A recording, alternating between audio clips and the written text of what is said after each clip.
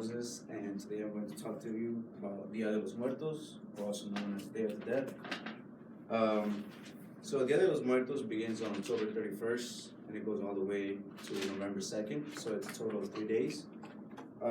This day was made in order to feel more a delightful presence of your loved ones. So I'm pretty sure everybody here has someone that passed away, and of course everybody has a different way to mourn everybody. But in the Mexican American culture, mostly in Central America too, the day that we celebrate our loved ones that passed away, it's more of a memory, like a delightful memory of what their life used to be. So we celebrate the life that they portrayed, the morals, the values that they passed down onto us. And so an example of what you do in those days is, so let's say that it's November 2nd, which is the day that we celebrate the adults that passed away. You usually go to the cemetery, you dress up in whatever colors, whether favorite colors such as red, white, blue. You take their favorite foods, their favorite drinks, and sometimes you even take music. I mean, who would have thought that playing music in the cemetery was something to be happy about? But in our traditions, we do. We play their favorite music, and we just have a good time. We tell stories to the younger ones about who they really were, and it was just a delightful memory. So I'm going to explain to you the 3 days of Dia de los Muertos, since it's very different. So October 31st is the day that supposedly, in our tradition, we believe that the gates of heaven open up, and that's when all our loved ones come down and they have a celebration with us.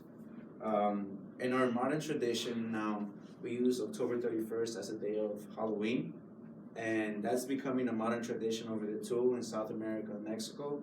So it's like uniting both traditions, Halloween and supposedly the opening of the gates.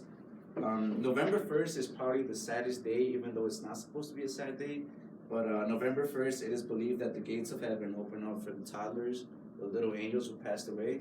So if you had a family member who was younger than you, your sister, your brother, niece, nephew who passed away, November 1st was their day. So it was 24 hours for them to come down from heaven and spend time with you. So in that day, you would go to the cemetery, take their favorite toys, read them books, and it was supposed to be a day to celebrate with them. And there's supposed to be no type of tears. You know, it's their toddlers. They only have 24 hours, and it's supposed to be a happy moment. November 2nd, those are the adults. All souls have the chance to spend time with their loved ones. Family members attend the cemetery, bring their favorite drinks again and food. Family members play their favorite songs and tell stories about their past. So this is a very important day. This is like your grandparents, your uncles, your moms, your fathers. Everybody comes down and has a celebration with you. Has anybody here seen the movie of Coco? There's a Disney movie.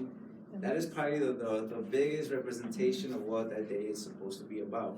I know there was a lot of Spanish content there, but there's a thing called an ofrenda, which is like a ritual display of their life. So you put a picture of the family member that passed away. You put candles. You put sweet bread, which is also called pan de dulce, and that food is supposed to be like for them, so that they could come down and eat it. An ofrenda is supposed to be like a ritual display of all your family members that passed away, and you have there some as a sort of remembrance for them that you didn't forget about them, and you just leave it there for those 3 days, or you could actually just leave it there for however much time you want. So Coco is the biggest story of what that tradition is about, and that's it.